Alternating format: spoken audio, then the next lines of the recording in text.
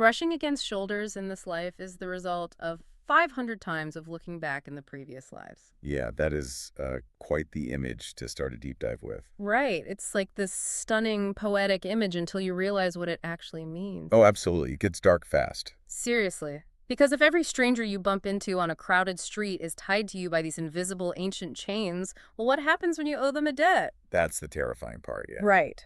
So today we're jumping straight into some incredible excerpts from an essay by Zhu Feng. It's titled The Secret and Truth of Predestination. And we are exploring a text that claims the universe never forgives, never forgets, and balances its books with just like brutal precision. Yeah, and I think we have to establish early on here that this source material, it isn't dealing with that romanticized Western notion of things simply being meant to be. Oh, not at all. No cute destiny here. Right. When this essay discusses predestination, it defines it as this rigid, totally inescapable framework. I mean, it describes it as the bridge of all sorrow and joy, and the foundational cause of generating, sustaining, and destroying all things. So it's basically an accounting system. Exactly. It is fundamentally an accounting system of cosmic debt. I kept picturing it like an infinite ledger, like a giant spreadsheet. Every favor you receive, every slight you commit, every single time you take without giving back, it creates a deficit in a cell somewhere. A deficit that you will absolutely have to pay. Yes. And the premise here is that this ledger, it never deletes a single row. No matter how many lifetimes pass, the universe is constantly auditing our actions. And, the most dramatic examples of these audits happen when the debts are paid in blood. Yeah, those parts of the text were intense. Really intense.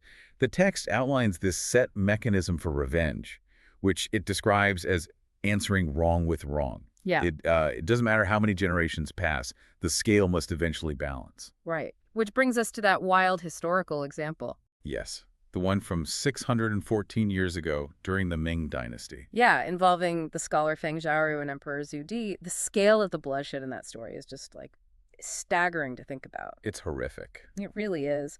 The emperor was so enraged by Feng Zhaoru that he ordered the execution of 873 members of Feng's clan. Which is already an unfathomable number. But then, because that still wasn't enough to satisfy the emperor's fury, he took this completely unprecedented step. He counted all of Fang's students as part of his clan too and executed them as well. Right, but the text asks us to look past the political surface of this, the historical massacre, and look at the karmic machinery underneath. Because it wasn't just random imperial cruelty, right? Exactly. The true cause of this massacre traces back to a seemingly minor decision made by Feng Zhaoru's father well before Feng was even born. The dream with the snakes. Yes. So the father was preparing a plot of land for a family tomb, and he has this vivid dream. This figure appears as a red snake king, complete with a red tongue, and he literally begs the father to delay the excavation. Just for a couple of days, right? Yeah, just so his snake family could safely evacuate the area. And the father wakes up, totally dismisses the dream, and just orders the digging to commence anyway. He didn't care at all. No, and they unearth this massive pit of red snakes. And what does he do? He commands his workers to hack and burn the entire nest to death. He essentially wipes out a whole civilization of creatures just to, stick to his construction schedule. Which, as you can guess, triggers a terrifying karmic reaction. Oh, yeah. The bleeding red snake king visits the father in a second dream, and he delivers a very specific curse. He says, "I will kill as many of you as you killed of us." Which is just chillin'. And then, shortly after this event, the father has a son, Feng Xiaoru. Right. He grows up to be this brilliant, eloquent scholar, Yeah. but he is born with a highly specific physical anomaly, a literal red tongue. So, the implication here is that the red tongue isn't just some random birth defect. It's a cosmic fingerprint. Exactly. The Red Snake King literally reincarnated as Feng Xiaoru, infiltrating the very family that murdered his kind. Yeah, the source material suggests Feng Xiaoru's entire life was engineered for this singular moment of vengeance. To bring them down from the inside. Right. When Emperor Zhu Di demanded Feng draft an edict, Feng deliberately insulted him, fully knowing the consequences. He wanted to provoke the destruction of his own human family. But wait, remember the concept of the ledger? The math. Right, the math. The emperor's initial threat to execute Fang's 9 tribes, which was the traditional punishment that would only result in 873 deaths. And the snake pit contained far more than 873 snakes. So the math doesn't work out yet. The debt wasn't fully paid. It was still unbalanced. So to bridge that numerical gap, Feng Xiaoru intentionally taunts the emperor further. He actually shouts at him, even 10 tribes, so what? He practically begs him to kill more people. Exactly. And this specific provocation pushes the emperor to include Fang's countless students in the execution. So the Red Snake King, operating inside the human form of Fang, orchestrated the slaughter of his own human loved ones, students, and colleagues. Just to perfectly match the death toll of the burned snakes, that level of commitment to a grudge is, I mean, it's terrifying. It forces you to look at historical tragedies through a completely different lens, doesn't it? It really does. But, reading that made me wonder about the timeline of this philosophy. Like, does a soul always have to wait for an entire reincarnation cycle? Oh, to be born, grow up, get into politics. Yeah. Like, orchestrate this complex political downfall just to settle the score. That takes decades. Well, the universe doesn't always wait. The text provides several really visceral examples where karmic debt bypasses the reincarnation cycle entirely. Bypasses it? How? It physically manifests on the body of the person who committed the wrong in their current life. Oh, right. The medical cases. Yeah, we see this in the Shu Kingdom with a man named Guo Jingzhang. He was known as a local bully, and in a drunken rage, he murdered a poorer man named Zhao An. He smashed him over the head with a heavy wine pot, right? Correct. And Guo manages to evade the legal consequences. He uses his wealth to bribe Zhao An's son, pays off the authorities, and essentially walks free. He thinks the transaction is completely closed. I got away with it. Right, the legal transaction was closed, but the karmic deficit was massive. Shortly after, Guo develops this deep, agonizing sore on his head. In the exact spot where he hit the guy. In the exact spot where his wine pot struck his victim. The infection eats away at his flesh until the bone is exposed.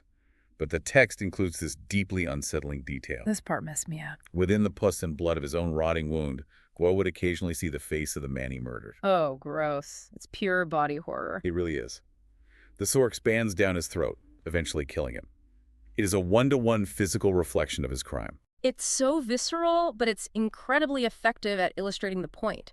The energy of the murder had nowhere else to go, so it literally consumed the murderer. Exactly. But there is an even more extreme medical case in the text, involving a man named Hugh Mingson in the year 1651. Ah, the case of the knee impetigo. Yes. Hugh Mingson develops a severe sore on his knee, but this isn't just a standard infection. No, it's not. The inflamed tissue morphs and develops recognizable facial features, like eyebrows, eyes, a nose, a mouth. The sore becomes sentient. It starts talking to him. It begins speaking to him. It announces, "I am Lu Zhaorong from the Liang dynasty." The voice from his own knee informs Hugh Mingson that he murdered him in the Liang palace during a past life, and the time for repayment has finally arrived. And the timeline there is what's truly mind-bending. Yeah, I had to stop and actually calculate the math when I read that part. The Liang dynasty spanned from the years 906 to 923. Hugh Mingson's knee starts talking to him in 1651. That's a huge gap. We're looking at a gap of over 7 centuries. To you and me, 700 years is ancient history, but to this cosmic ledger, it might as well have been yesterday. It reveals how this philosophy conceptualizes time. Time is just a human constraint. It's completely irrelevant to the mechanics of predestination. So the debt just sits there. Forever. The text emphasizes this by noting Hugh Mingson's desperate attempts to find a medical cure. I mean, he visited 130 different physicians. 130? Yes. They applied every topical treatment and medicine available, and every single intervention only made the pain exponentially worse. Because you can't use antibiotics to cure a spiritual deficit. Exactly. The voice from the sore actually mocked his attempts to use medicine. The physical ailment was just an alarm bell for a spiritual crisis. So how does he fix it? Hugh Mingson only finds relief when he stops fighting it medically. He begins to confess his past transgressions, turns to the Buddha, and spends his days diligently copying spiritual sutras. So he does spiritual labor. Right. Only through acknowledging the debt and putting positive spiritual energy back into the universe does the 700-year-old ledger finally begin to clear. and then his knee heals without any medication at all. Wow. So we see how blood debts and murder are calculated, but what happens when we step away from violence? The everyday stuff. Yeah. How does this cosmic mechanism handle the things you and I deal with every day? What is the currency of, say, love or just simple daily labor? Well, the underlying mechanics remain identical. The universe doesn't categorize debts into, like, murder versus romance. It purely measures the output and exchange of energy. So it's still an energy spreadsheet. Exactly. A fascinating case study in the text explores this through the story of a prince, his best friend, and a naked woman. Right. So we have this royal prince, exceptionally handsome and brilliant, accompanied by a commoner friend who is equally talented. And they encounter a matchless beauty. Yes, and they both fall instantly, deeply in love with her. They both confess their feelings, presenting themselves as suitors. But against all societal logic at the time, the girl rejects the prince and chooses the common friend. The prince is, understandably, devastated and bewildered by the rejection. I mean, he's a prince. Yeah, he's a catch. Right. So he consults an eminent monk with profound spiritual sight to understand why he failed. The monk bypasses their current lives and peers into their past. To see the karmic connection. Yes, and he shows the prince a vision of a desolate beach. Lying in the sand is the body of a dead, naked woman. This corpse is the past incarnation of the girl they both currently love. And the vision shows 3 men walking down this beach.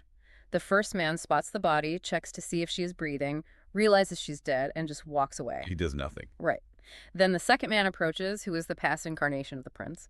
He approaches the woman, realizes she is deceased, and takes off his own jacket to respectfully cover her body before continuing on his journey. A polite gesture. A polite gesture. Finally, the third man arrives, who is the past incarnation of the commoner friend. He doesn't just cover her. He goes much further. He physically lifts her body onto his back, carries her down the beach, digs a proper grave in the earth, buries her, and marks the burial site so she isn't lost to the elements. So he puts in real work. Right. But I have to say, I found myself really pushing back on the philosophy of this specific story. How so? The prince showed her deep respect. He sacrificed his own clothing to give her dignity. Why does the text treat his gesture as fundamentally inadequate compared to the friend? It feels like human intention and empathy are being completely undervalued here. It is a harsh realization. But the text is actively subverting our romanticized view of intention. Intentions and polite gestures are lightweight currency in this system. So it doesn't care about the thought counting. Not compared to physical sacrifice. The monk explains that the prince's jacket earned him a brief, fleeting period of love. That's why they crossed paths and felt a spark in their current lives. But a jacket is merely an object. Digging a grave in the sand, however, requires heavy physical exertion. The friend gave his sweat, his time, and his physical energy to provide her a final resting place. So the universe literally values caloric burn over polite sentiment. That's a great way to put it. It values tangible sacrifice. Because the friend dedicated an immense amount of physical labor to her, she owed him an immense debt in return. It's just so transactional. A jacket equals a temporary romance. A burial requires a lifetime of partnership to repay. It strips all the poetry out of romance and replaces it with cold, hard accounting. It really does. And if love is transactional, we have to look at how this philosophy handles literal financial debt. Like, does a dropped coin have the same spiritual weight as a favor? It absolutely does, and the text provides a brilliant, almost humorous illustration of this with the story of Zhang King the horse. Oh, this one is It wild. transitions perfectly from energetic debt to sheer financial restitution. Yeah. So we have a relatively well-off villager named Li Cheng, who is burdened with this deeply incompetent, impoverished relative named Zhang King. Zhang King is basically a financial black hole. Yes. He fails at business, loses money constantly, and relies entirely on Li Cheng to fund his existence. Li Cheng pays for his food, his shelter, and eventually, when Zhang King dies, Li Cheng even foots the bill for the funeral. But as we've established, dying doesn't zero out the account. Not at all. A month after the funeral, Li Cheng is asleep and clearly hears Zhang King's voice in a dream announcing, "I am coming to pay my debt back to you." Li Cheng wakes up, goes back to sleep, and hears it 2 more times. And then what happens? Finally, his estate manager bursts into the room to announce that their large horse has just birthed a colt. The cult is Zhang King. Yes. He has been reincarnated as a beast of burden to literally pull plows and carry weight to pay off the food and housing he consumed in his past life. It is a direct labor for cash exchange. Yeah. But the profound precision of the universe's accounting doesn't reveal itself until years later. Oh, the market scene. Right. Li Cheng is traveling, riding this specific horse through a bustling local market. Suddenly, the horse breaks away, charges toward a specific street vendor selling fragile earthen pots, and begins violently stomping and trampling the merchandise. It's a scene of total chaos. Clay is shattering everywhere. And when Li Cheng finally wrestles the horse under control, they survey the damage. And what do they find? Out of all the fragile wares laid out on the street, the horse has obliterated everything except for exactly 5 large basins, which are left perfectly intact. Right. Li Cheng is mortified. He is profusely apologizing to the vendor, promising to cover the cost of the damages. In his frustration, he yells at the horse, calling it by its reincarnated name. He yells, "Zhang King, what is wrong with you?" And the moment the vendor hears that name, he just freezes. Yeah. He asks Li Cheng why he would name a horse Zhang King. Li Cheng explains the whole bizarre reincarnation story. And the vendor is stunned because he actually did business with the human Zhang King years ago. He used to purchase fabrics from him. And crucially, the vendor still owed the deceased Zhang King money for those fabrics. This is the best part. When the vendor tallies up the exact monetary value of the shattered clay pots. It perfectly matches the outstanding debt to the exact penny. That's incredible. That is why the horse meticulously avoided those 5 intact basins. If he had smashed even one more pot, he would have destroyed more value than he was owed, creating a new debt. It is an absolutely flawless cosmic audit. Think about the implications of that for your own life, you know? The next time you lose a $20 bill or someone scratches your car in a parking lot and drives off, it makes you wonder. Is it random bad luck? Right, or are you unwittingly paying off an invisible debt you accrued 3 centuries ago? It's an overwhelming thought experiment. If every jacket, every copper coin, and every interaction creates an unbreakable chain, how does anyone avoid being paralyzed by this? Feels like a trap. Yeah, we must all be dragging millions of invisible chains from thousands of past lives. It is a heavy realization, but the text offers a counterbalance through the concept of deep time and the preservation of positive actions. This is beautifully illustrated by the story of the old woodcutter and the tiger. Okay, right. This shifts us into the era of the Buddha. We have an elderly man who desperately wants to become a monk. He seeks ordination. Yeah, he approaches the Arhats, the enlightened disciples of the Buddha. And the Arhats possess a form of spiritual sight, but their vision is limited. They can only peer back 500 lifetimes into a person's past. Which sounds like a lot, but in this context, it's nothing. Right. They examine this old man's previous 500 lives, searching for any good roots, any spiritual foundation or connection to enlightenment that would justify accepting him. But across 500 lifetimes, they find absolutely nothing. 0 good deeds. No good deeds of consequence, no spiritual practice. They reject him, concluding he lacks the capacity for monkhood. But the Buddha overhears this and intervenes. He utilizes his own sight, which doesn't stop at 500 lifetimes. He looks back across countless eons, a time frame so massive it's almost incomprehensible. Deep, deep time.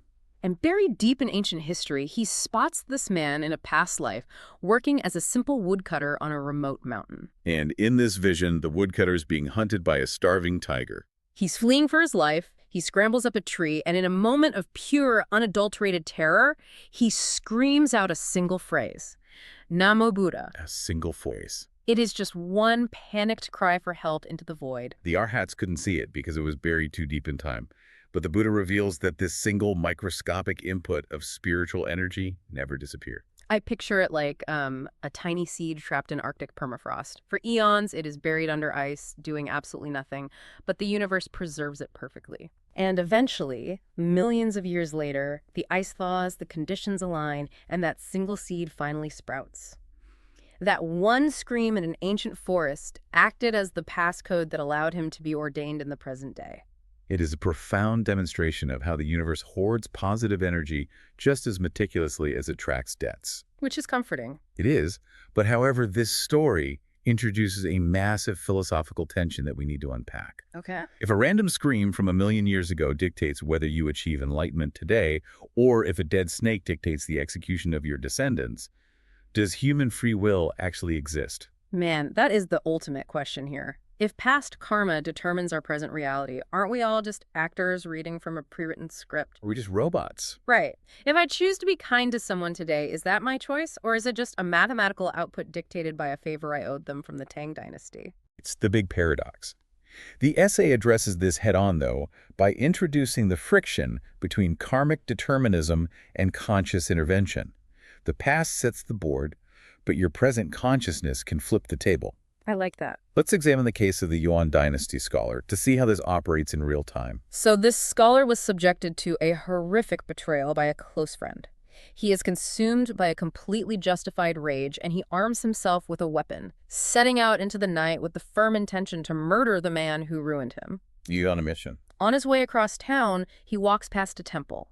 Standing at the gates is an eminent monk, possessing diva eyes, the ability to see spiritual energies. And as the scholar marches past, the monk sees a grotesque, vicious demon physically tailing him. A literal demon. This demon is the manifestation of his murderous intent and the massive karmic debt he is actively choosing to generate. So the scholar arrives at his betrayer's front door. He is seconds away from committing the act, but he suddenly hesitates. Something stops him. A thought pierces through his anger.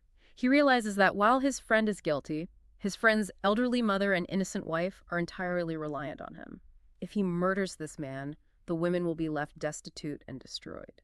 The collateral damage. Yes. He is hit by the collateral damage his vengeance will cause.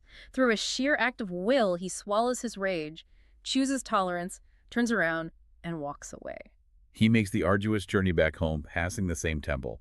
The monk is still observing, but the spiritual ecosystem around the scholar has completely transformed. The demon is gone. The vicious demon has vanished. Instead, the monk sees the scholar being escorted by divine spirits and angels hovering above him. The monk actually stops the scholar in the street and delivers the most crucial line of the essay. He says, "Demon and gods moved by just a thought." This is where the philosophy elevates from a simple accounting ledger to a dynamic system of active free will. So the thought itself is energy. Yes, the karmic momentum of his betrayal was pushing him toward murder. But that single agonizing choice of present moment tolerance acted as an override code. He rewrote his own code. The text notes he didn't become a murderer. His act of forgiveness rewrote his trajectory, and he later rose to become a highly successful official. It proves the system isn't locked. And the text provides an even more famous, documented case of this system override with the life of Yuan Liaofan from the 16th century. Oh, Liaofan is the ultimate case study in the tension between fate and intervention. When Liaofan was a young man, he encountered a highly skilled fortune teller who mathematically mapped out his entire destiny. And we aren't talking about vague horoscopes here. No, the fortune teller provided terrifyingly precise micro details, like his exact ranking in every state examination, the specific government titles he would hold, the sorrowful fact that he would never father a son, and the precise year and day he would die. And as Liao Fan navigated his early life, every single prediction materialized flawlessly. It was perfectly accurate. The exams, the rankings, the promotions, they all aligned perfectly with the fortune teller's script. And because it was so accurate, Liaofan just completely disengages from life. He becomes entirely idle and apathetic. Well, why wouldn't he? Right. He assumes his cosmic ledger is completely finalized, so why exert any effort? But his apathy is interrupted when he crosses paths with a revered monk named Zen Master Yungu. Master Yungu observes Liao Fan's fatalism and delivers the antidote.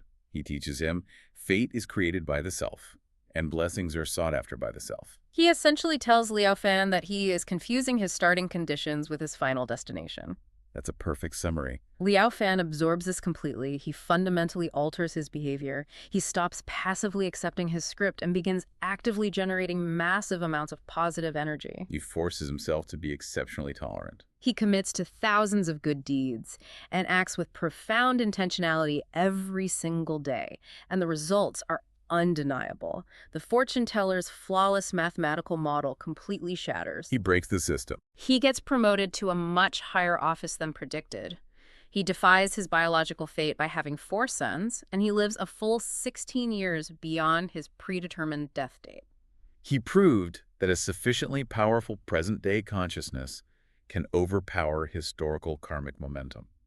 And I want to push back on this because it feels like a massive contradiction to our earlier stories. Okay, let's hear it. If Liaofan can just decide to be good and shatter his predetermined fate, Why couldn't the Fang family just choose to be kind and avoid the Red Snake King's massacre? Why was the prince permanently trapped by his past life jacket while Liao Fan gets to rewrite the rules? It is the most vital question you can ask, and it unlocks the true depth of the text.